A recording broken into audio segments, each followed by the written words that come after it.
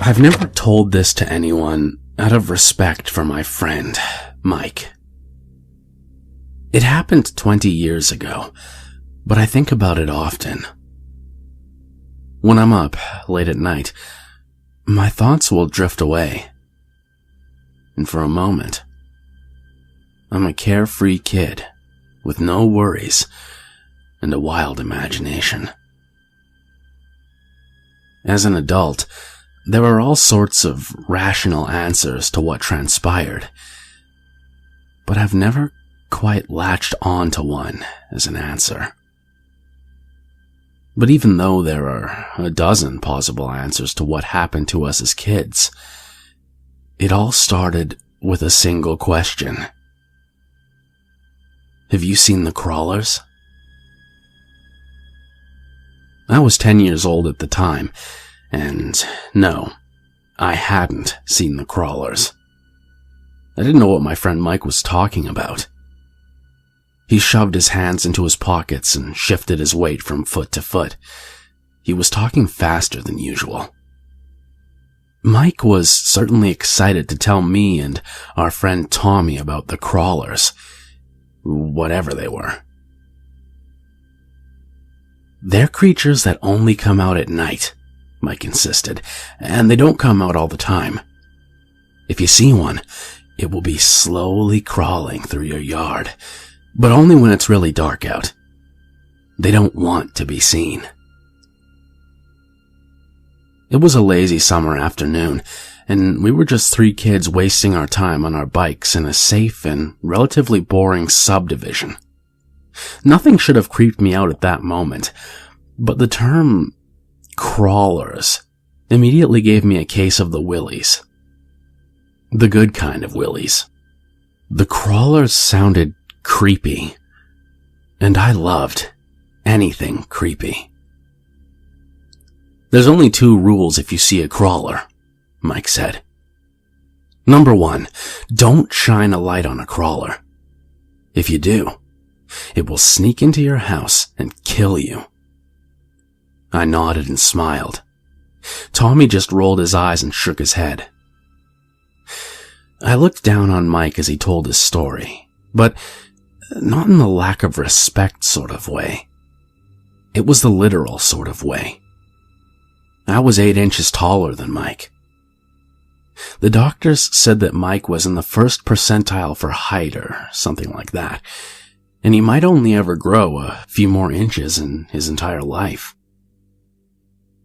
Tommy's parents once told us that Mike liked to make up stories to compensate for the fact that he was done growing and was such a weakling. I found that kind of mean. Number 2, Mike continued. If you go out to meet a crawler, you have to keep your eyes shut. Don't look at it. If you do, it'll kill you and take over your life. It will mimic you. He paused and thought about it for a second. But I'm not sure about that one, Mike said. I think that's what I heard, but it might be different. I can't remember the rule completely. I smiled wider. This was really great. Tommy looked increasingly irritated. But the best rule of all, the best rule, is number 3.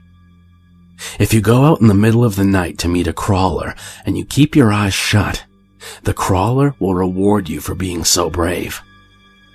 Say a wish out loud, and it'll come true. That's the power of the crawler. My mind immediately raced with the possibilities. I had never seen a crawler in my backyard, but I'd never looked that closely in the middle of the night before. Maybe there was something crawling through my yard when the moon was high and the world was asleep. My house did back up to a forest, and there were a bunch of trees and bushes in my yard. A crawler would probably be easy to miss. It could squirm across the property line from the forest and then disappear without me even realizing it. I gotta go, Mike said, hopping on his bike. Don't tell anyone else about the crawlers. They don't like it if too many people know about them. I could get in trouble for telling you." With that, Mike pedaled away on his bicycle, the black patented leather on his sneakers glistening in the sun as his bike pedals spun faster. Tommy scoffed and rolled his eyes again. I wish I was short. Then maybe my parents would buy me $100 shoes to make me feel better. I ignored Tommy's comment. My head was too preoccupied with the existence of crawlers. "He's so full of crap," Tommy said. "He's just playing a joke on you. Mike's never said anything smart in his whole life. You know he's in those special, slow classes, right? There's no such thing as crawlers. Don't listen to him." But the thing was, I wanted to believe Mike. I wanted to believe in crawlers. So, that night, I stayed up way later than I should have, just waiting at my window. I sat there with the lights off, just sipping on soda and trying hard to stay awake, gazing into my large backyard and out into the forest. I shone a flashlight on a comic book as I flipped through the pages, trying to keep my mind from sliding into sleep. And then I saw it. A flicker of movement from the edge of the woods. I clicked off my flashlight and dropped to my knees, my eyes barely peeking above the windowsill. I couldn't believe it. It was a crawler. I tried not to look directly at it because I was nervous that I'd be breaking the rules. I dropped down below the windowsill for a few seconds and then slowly rose, careful not to look too long. I carefully snuck a look, but then my eyes dashed away. I didn't hold my gaze for longer than 2 seconds at a time. I didn't want to break one of Mike's rules. But the creature was there, dragging itself through my dewy yard near the edge of the forest. Pale skin, skinny arms and legs, very deliberate and stiff movements, like it was struggling to move, all the while drenched in darkness. It was a crawler, at least I think it was. It was impossibly dark outside.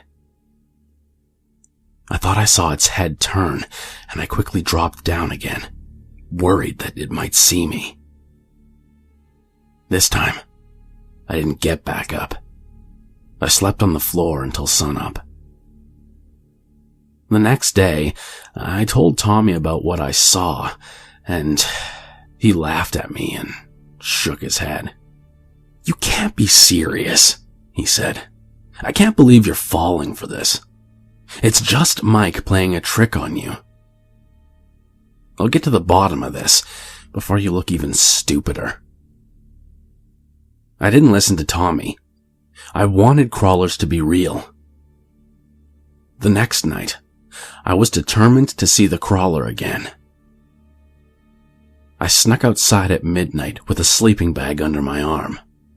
I wanted that crawler to come back, and this time, I wanted my wish.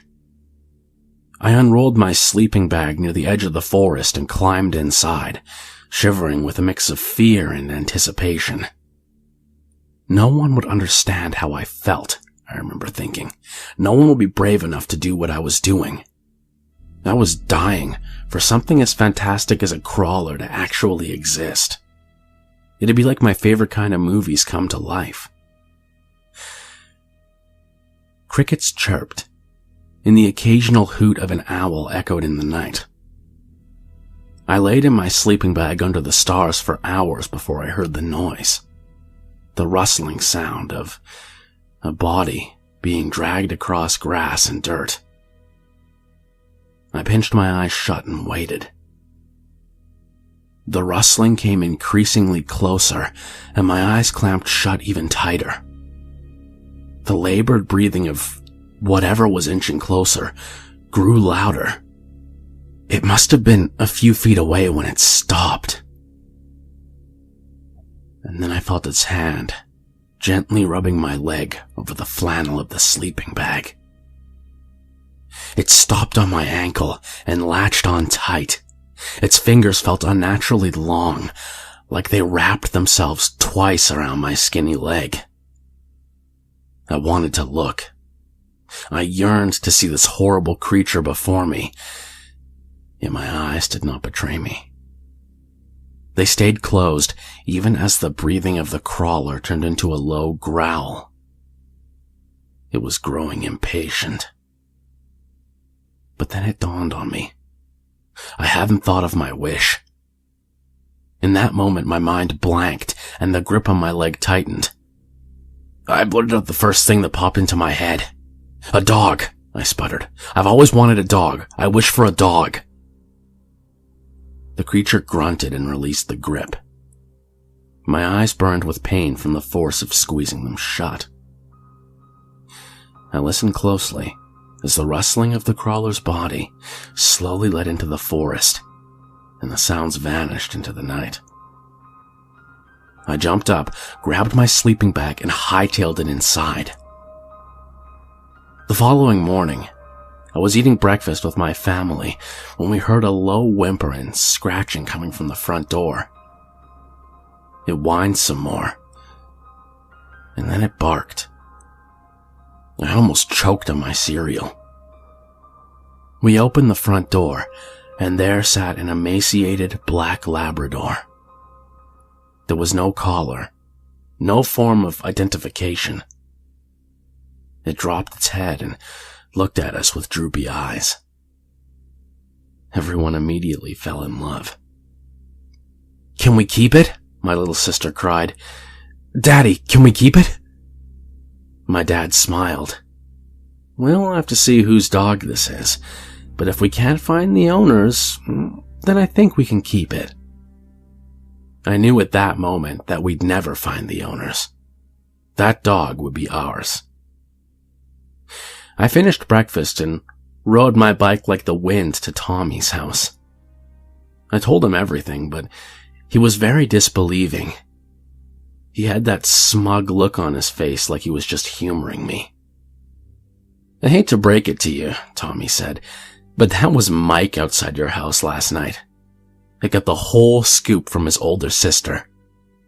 Their parents have been fighting a lot, yelling, throwing things, the whole deal. When Mike gets upset, he goes outside and crawls around the backyard. I guess he doesn't want to be around them, but he still wants to hear what they're saying to each other. So he'll crawl around the yard, get close to different windows and listen. His parents don't know that he does it. And sometimes," Tommy continued, "Mike will crawl around the yard even when his parents aren't fighting. That's what his sister says anyway. Pretty weird." My heart broke that moment for Mike. That sounded awful. I couldn't imagine my parents fighting like that. Yet, something still wasn't sitting right. "What about the dog?" I asked. "How do you explain the dog? My wish came true." Tommy shrugged his shoulders. "Maybe it's a coincidence, or maybe Mike found a dog and brought it to your house as part of the joke. But Mike is the crawler. He has to be." Tommy made a good point. It made perfect sense that Mike was the crawler. I was ready to drop the entire situation, but I still wasn't entirely convinced. I needed to find out, for sure. That night, I waited again.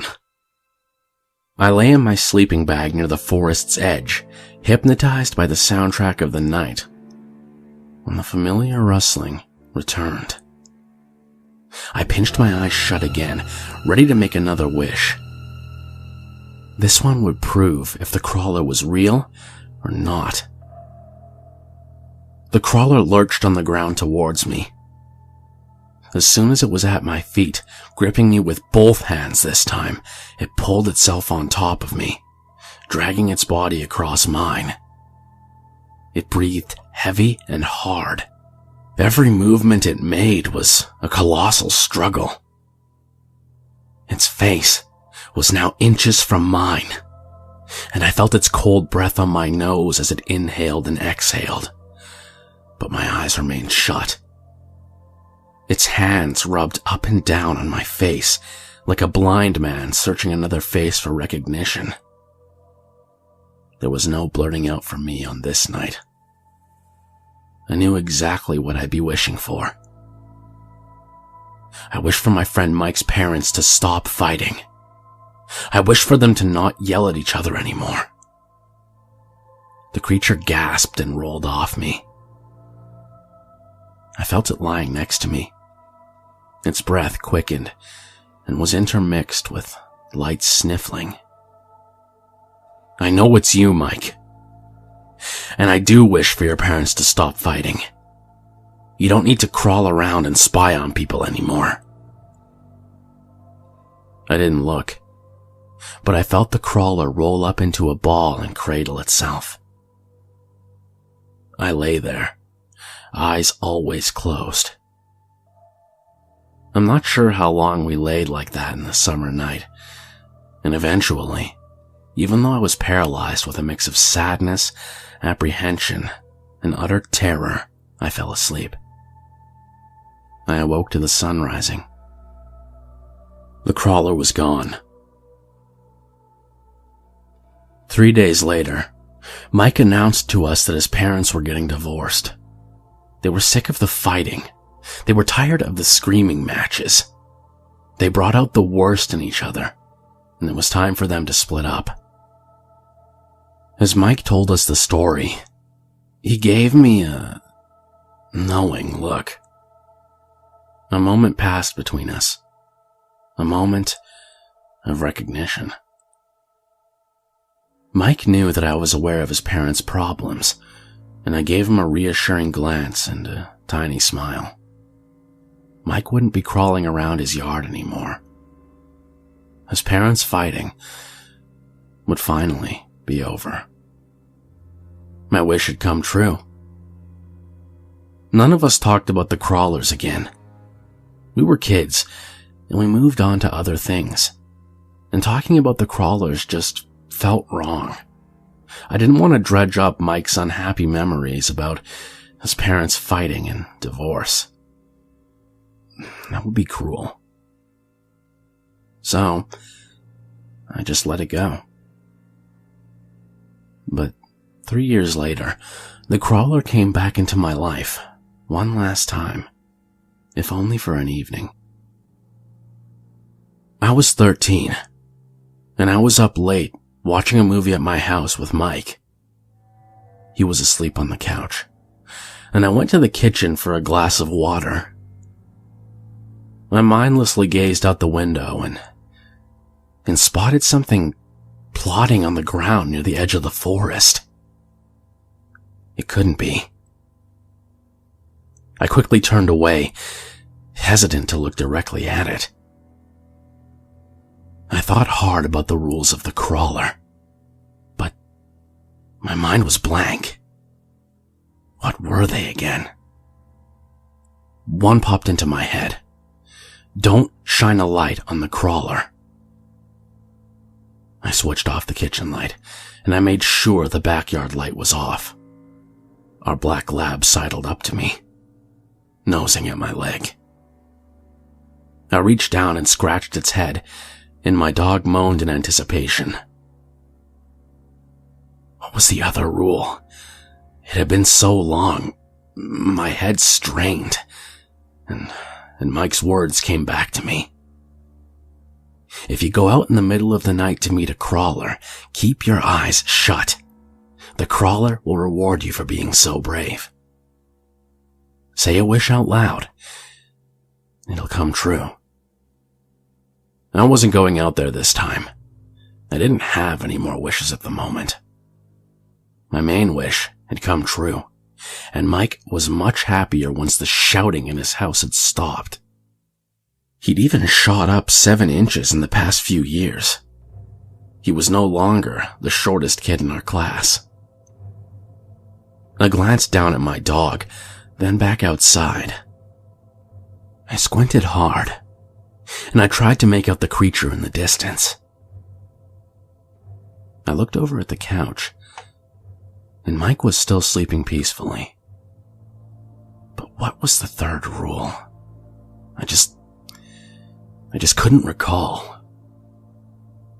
The crawler dragged itself methodically around the back of my yard.